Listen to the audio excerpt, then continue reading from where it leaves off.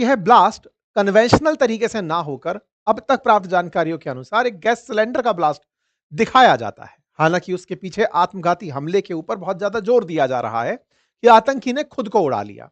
यह खबर सोमवार तक चली। अगले दिन यानी मंगलवार को देश के प्रधानमंत्री भूटान की यात्रा पर जाते हैं और भूटान की यात्रा पर दोपहर में भाषण देते हुए कहते हैं कि जो भी जिम्मेदार हैं उन्हें पनिशमेंट दिया जाएगा।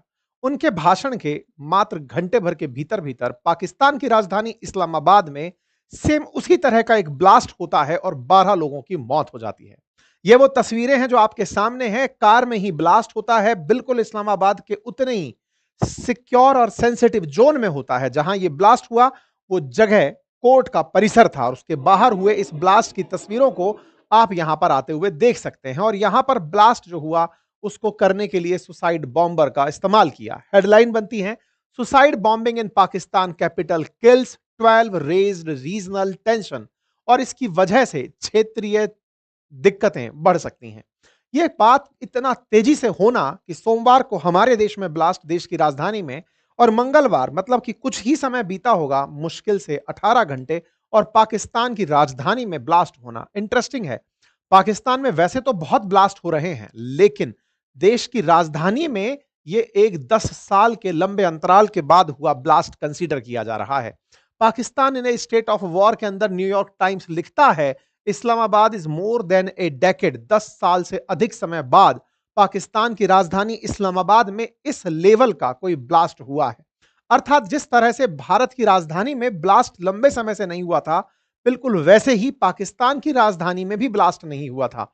लेकिन सेम इंटेंसिटी, सेम तरीका और ऐसा की ऐसा ब्लास्ट जैसे ही पाकिस्तान में हुआ, पाकिस्तान के प्रधानमंत्री निकल कर आते हैं और बयान देते हैं कि ये तो प्रिडिक्टेबल टैक्टिक थी, हमें पता था कि ऐसा ही होगा, इंडिया इस चीज के लिए जिम्मेदार है, उसने पाकिस्तान पर सेम टाइप का हमला कर दिया है।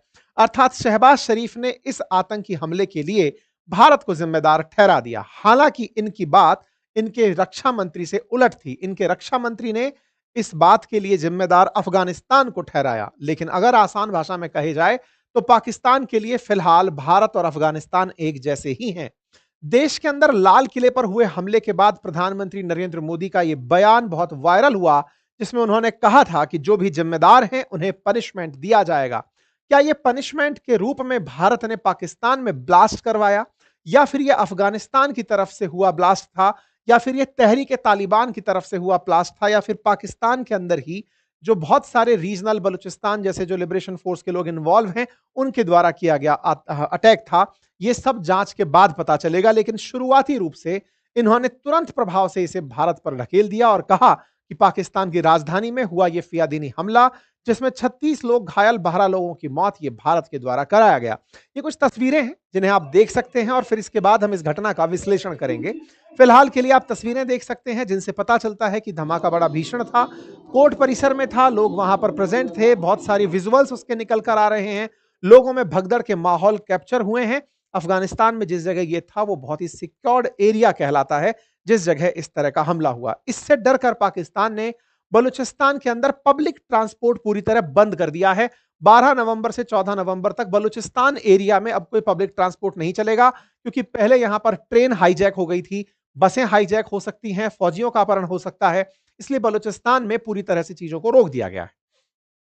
पाकिस्तान ने ये जो भारत पर ब्लेम किया, अब इसके पीछे की कहानी समझिए और फिर हम आगे बढ़ेंगे। देखिए साहब, बात कुछ ऐसे है, हम लोग डोनाल्ड ट्रंप को कितना ही लाइटली लें, लेकिन उस आदमी ने भारत के साथ पाकिस्तान को जिस तरह से रखा है, या फिर यह कहिए कि अंतर्राष्ट्रीय स्तर पर भारत पाकिस्तान को जो ट्रीटमेंट दिया है, वो ये कि मैंने इन दोनों के बीच शांति कराई हुई है। शांति कराने का मतलब है सीज फायर कराया हुआ है, अगर ये सीज फायर तोड़ते हैं तो उनको सीधा सीधा पनिशमेंट मिलेगा। ये बात पाकिस्तान समझ गया था। पाकिस्तान को यह समझ में आ गया था कि डोनाल्ड ट्रंप को हमने उनके हिस्से की रिश्वत पहुंचा दी है, अब वो हमारे हो चुके हैं, ऐसे में हम भारत के अंदर आतंक फैला सकते हैं।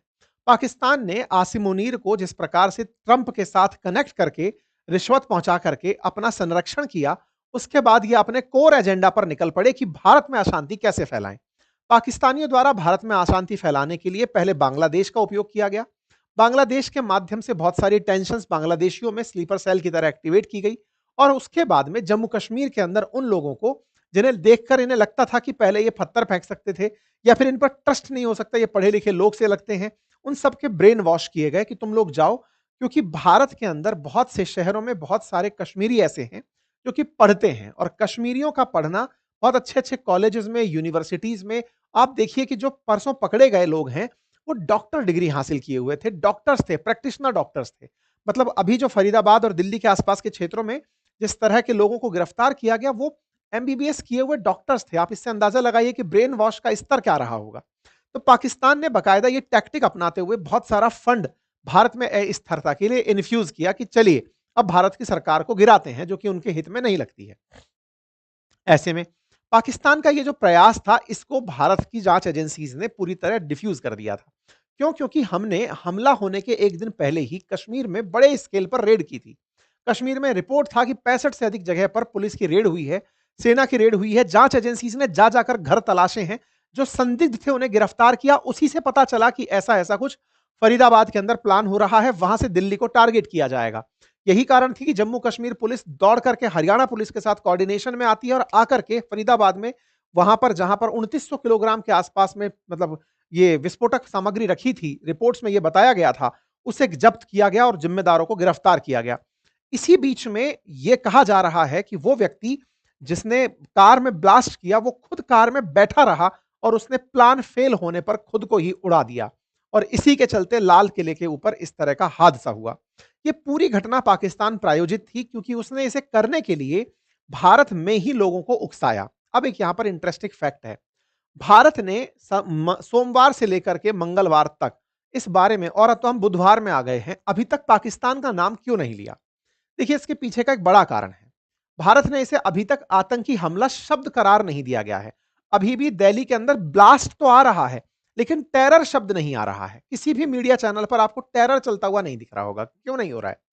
क्योंकि भारत ने स्पष्ट किया था कि अगर हमारे ऊपर आतंकी हमला होता है, तो यह आतंकी हमला पाकिस्तान ने ही कराया है, यही हम मानेंगे।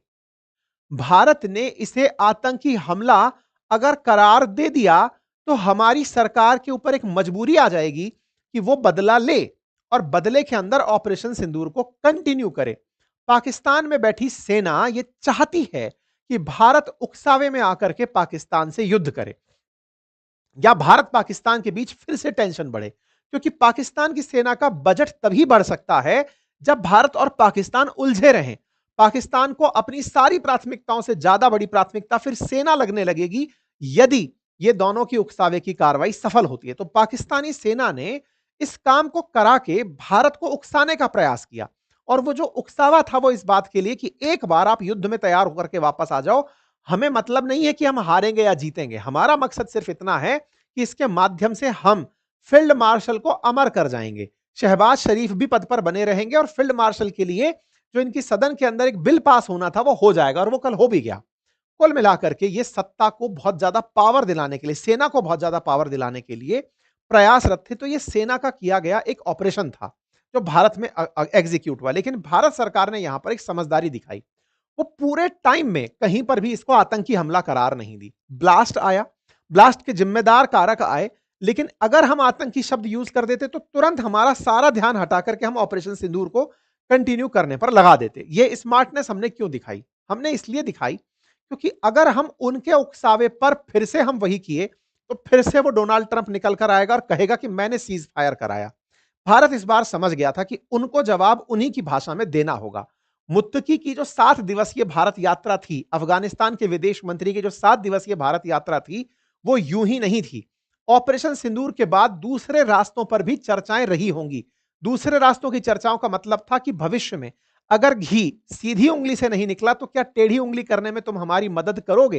ये कुछ वैसी मीटिंग भारत और अफगानिस्तान के बीच रही होगी, ऐसा जानकारों का मानना है। जानकारों का यह भी कहना है कि अफगानिस्तान ने यह सारी जिम्मेदारी इसलिए भी निभाई क्योंकि पाकिस्तान अफगानिस्तान पर हमलावर हो रखा था, बहुत ज्यादा चढ़ रहा था कि हम तुम्हें बर्बाद कर देंगे। ऐसी स्थिति में अफगानिस्तान इस तरह के हमले को कर सकता है। इस तरह की बातें पाकिस्तान में चर्चा का विषय है। कहां से चर्चा की आई? तो ख्वाजा एम आसिफ जो कि पाकिस्तान के रक्षा मंत्री हैं, उनसे इंटरव्यू के दौरान पूछा गया तो उन्होंने सीधा कहा कि यह अफगानिस्तान के द्वारा कराया गया प्रयास है और ऐसे में उन्हें पनिशमेंट मिलेगा।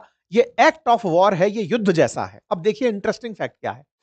यहां पर पाकिस्तान के प्रधानमंत्री और रक्षा मंत्री दोनों के बयान उलट हैं। प्रधानमंत्री भारत पर आरोप लगा रहे हैं और रक्षा मंत्री बलूचिस्तान के अंदर और अफगानिस्तान के ऊपर आरोप लगा रहे हैं कि यह पूरी तरह काबुल की तरफ से हुआ एक संदेश है। अर्थात एक पाकिस्तान की बात कर रहा है, एक अफगानिस्तान की बात कर रहा है। पहले तो दोनों में ही सामंजस्य नहीं है, लेकिन फिर भी यह तय है कि अगर अफगानिस्तान ने भी किया होगा तो वो भारत के कहने पर किया होगा, ऐसा